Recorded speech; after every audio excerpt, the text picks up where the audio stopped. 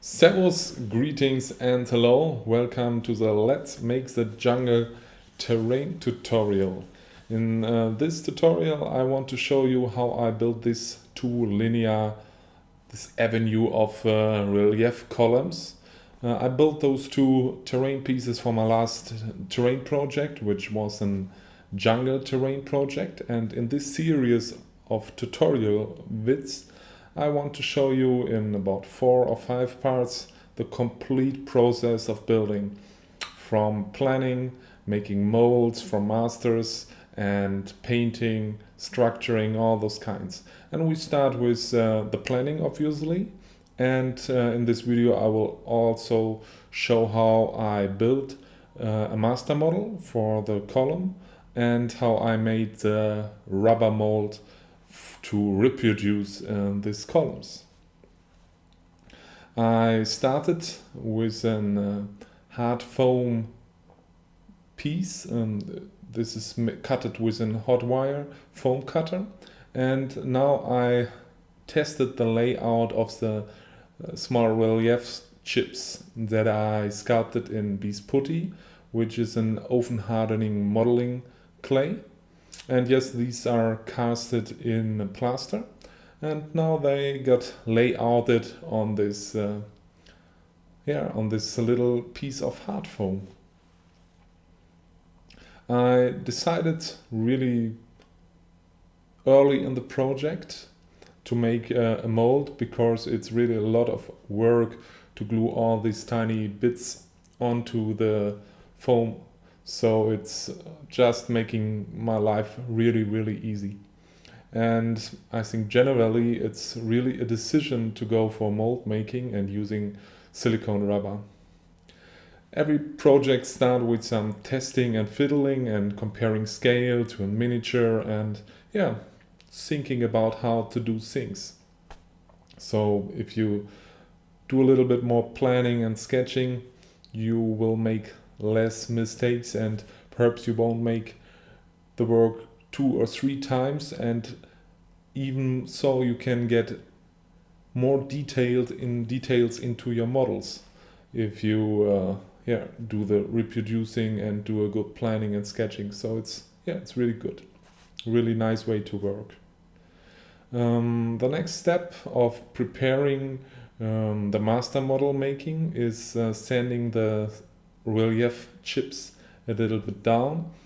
I use a medium rough sanding paper. It do not need to be really fine, because it's just to make the backside of the relief plates more even, to get less cracks and gaps after gluing them on. And if you use a really fine paper, the PVA glue, which I will use later on, won't stick as good as it's a little bit rough on the surface. So don't use the finest sanding paper. As you can see, there is a lot of sanding. One more reason to make the mold and reproduce this relief column for the jungle terrain set. And I use PVA simple wood glue for this job. There are several reasons why I use PVA. The first is it gives me, and that is the most important, it gives me some working time. It's really nice that it don't stick directly and cure directly, because you can move the plates a little bit from the left to the right and into the right position, so you have working time. Another aspect is that it's not as bad for your health as super glue for comparison, or 2-component resin. If I would use for the master model a wooden stick for the column and use super glue, it would be a really hard and really strong master model, but I won't have the working time, and it's not necessary.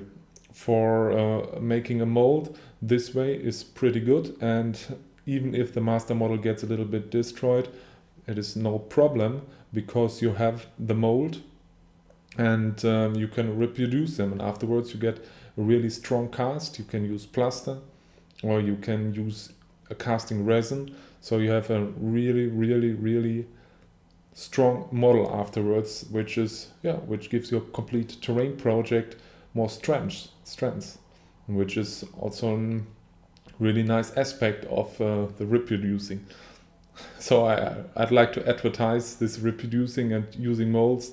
If you do commissions, it obviously makes sense, and even if you just do it for yourself, for hobbyist purposes, it's really a nice way, because it saves your time and you can work with lots of more details. And when it comes to pricing, you just need small amounts of silicone rubber, and it's not that expensive that it do not make sense, because you keep the time for gaming and for modeling, and not for gluing 10 of these columns with relief plates or so. It's a nice way. Let's get back to the master model making. It's important to have a clean master model, a good sealed and a clean master model. I use a wet brush to get rid of the glue that's squeezed out from the gluing process, because I want a nice and clean and sharp detailed master model. I also use water scent filler to seal it afterwards, but we will see it in a moment. That is the last step before pouring the rubber. And here I'm just working on the finishing of the master. I decided which relief chip should be on the top of it, and just give it the time that it needs. As you can see in the background, I also built other structures for the project with the same techniques. I built this statue, and I built the stairs for the stepped pyramid. And these are only single pieces. I don't make molds from them, because I won't use them as often as I use these columns or the other pieces which I need to reproduce. Now it's time to get started with the housing of the master model, the mold for the silicone rubber.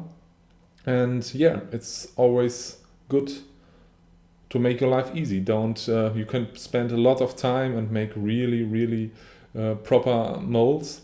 If you want to reuse them for silicone pouring, it makes sense. But in this time, I only use an vitamin pill shell, vitamin pill tube, and it's the exact size that I need for the model. Now I get back to the master model and sealed some of the gaps and cracks with water scent filler, just simple filler. I use a brush and I use water to remove some of the filler where it's too much, and to clean up and seal the model very proper, because you don't want to get the silicone get behind some of the relief chips, and you want a good sealed master model. And if you have a good sealed master model, you will get a really good mold where you can cast in. Now it's time to prepare the mixing cup, where I gonna mix the silicone rubber. I reuse my pots, so I have to clean them before I start mixing the silicone, and I just use some clothing and distilled water, and I let it dry, so afterward there is no water inside. It's just a clean cup. If you work with silicone or resin, and especially plaster, it's always better to have a really clean pot for your mixing. The next step is the final preparing of the mold. I use a base of MDF and the shell of the vitamin pill tube, and I use hot glue to glue it together and to seal the mold. Good sealing is always very important when you do silicone rubber molding and use hard foam, because you don't want to get the fluid silicone to get out of your mold if it's not sealed very well. Other important point is that you fix your master model really good to the bottom of your mold, because this master model is mainly made from foam. It will rise up to the surface of the silicone if it's not glued or fixed with a screw or with a wooden pin very strong to the bottom of your mold. I had bad experience with making molds where my models were swimming on the surface of the silicone, and yeah, I could not use those molds, and it's learning by doing.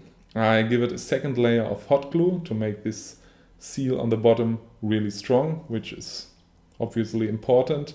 If it's not strong and it breaks, your mold is done. Perhaps your master model is broken too. It's always important to work really exact and to give it a really good seal, to clean everything, to glue everything proper together, to fix everything before you pour in your silicone. The next step is the mixing of the silicone. You can use a measurement cup, but I would recommend a cheap digital scale. It's just more accurate, and it's always better to have the exact amount of the two parts of your silicone. I use a standard molding silicone which mixes 1:1. It is relatively fluid and has a working time, I think, up to 10 minutes, 5 to 10 minutes. And it's really flexible after it cured. So you can make one part molds, even if you have master models with some exposed parts which are a little bit more complicated. If you're gonna make a mold for that you want to use hundreds of times, perhaps it would better to make a two-part mold. But with this rubber and the technique I use to cut it open later on, it works really fine. By mixing the two components, it's important that you mix gently and you try to not mix in as many air as you can. It's not about whipping cream to get in air into your mixture. It's just about mixing the two parts together. The one part is green and the other is white, and if you get one shade of color afterwards, it's perfectly mixed. Get around the surface of your mixing cup to mix in some of the components, some of the parts of the rubber that is sticking to the surface, and mix it well, but do not shake it too much.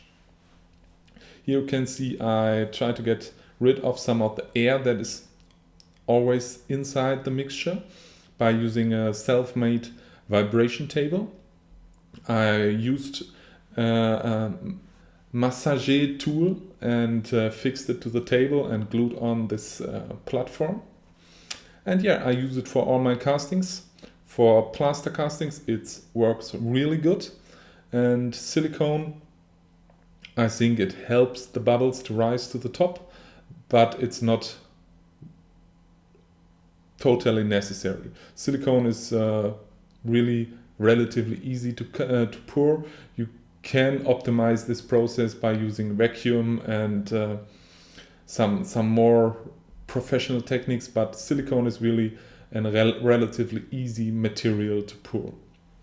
Important, don't pour in the complete silicone at once. Do it step by step in stages. Let the bubbles rise to the top within the working time you have.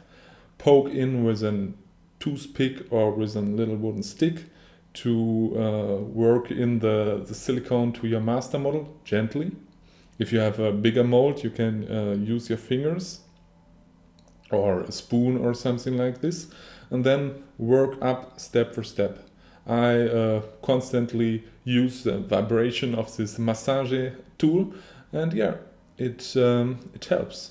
It really works great, especially when it comes to plaster casting. I had my problems with plaster casting, but after using this vibration table, it really works fine, and I get cars with more or less no air bubbles. So if you're interested in it, I have a video on my YouTube channel where I explained how I do plaster casting with this little tiny self-made massage vibrating table. Yeah, now you can see there are the bubbles rising up. I kept the mold with a rubber as long as the curing process is not finished, and afterwards you have to wait till your silicone rubber is cured. Depending on the rubber you use, it could be from half an hour up to 12 or 24 hours. Make sure that your rubber is cured 100%. And if it's cured, it's time to crack open your mold. And you will see this mold was easy to build, but not as easy to demold, what we'll see in a moment. And yeah, it's a little bit funny. It's a little bit like a special present for the modeling monkey in the zoo. But first of all, the MDF base gets off really easy. Get rid of the rest of the hot glue, and now I try to push it out of the vitamin pill tube, and that just simply do not work. I was hoping that you can just push it out, but it won't work, so I need to find some more radical techniques to do this. And I get my pliers. You have to be a little bit careful by doing this. Perhaps you find a tube from a more from thinner material that will makes the process a lot of easier.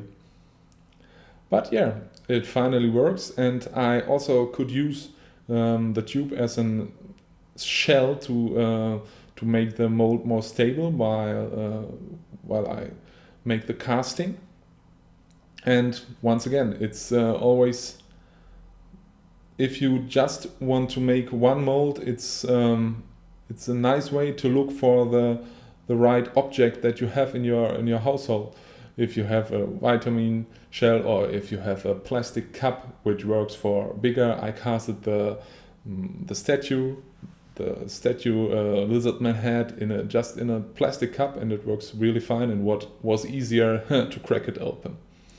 This is the next important step. I saw it on other YouTube channels where prop makers do it, and you start with cutting a waved line into your mold. It makes it easier to demold, or it makes it even possible to demold, and you have to cut a waved line, and it's important when you're cutting the waved line that you don't cut with the first cut through the master model. You have to stretch it a little bit, as you can see here, and then you have to work through so that you get a really straight cut in the inside of the mold, so that both parts of the cut flex together again. And if you put it back into the vitamin pill shell and strengthen it with some plastic rubber bands around them, you won't see any casting lines or cut lines on the final cast. It really is a great technique. If you would plan to make hundreds of cars, perhaps it makes your life easier to do it with a two-part mold, but I would highly recommend this way, because two parts mold making will take a lot of more time. It will take double or 3 times than to make this kind of mold, and it works really fine. You won't see the marks of this cut into the rubber. The last step is to trim the bottom of your mold so that it stands evenly on your working place, on your casting place. Yeah, and that's it. If you enjoyed this tutorial, stay tuned. There will come a part 2, 3 and I think 4 or 5. And if you're interested in the terrain making things that I do, please subscribe and yeah, recommend my doings. And if you're interested in terrain, get in touch, write an email, comment this video.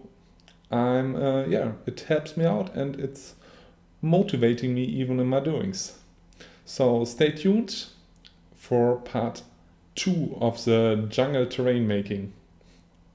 So let's get back to the terrain tutorial, which is still running. As I mentioned, I trimmed the pillbox, it's not a pillbox, the vitamin pill shell to give the mold a housing. And yeah, we are done. See you soon.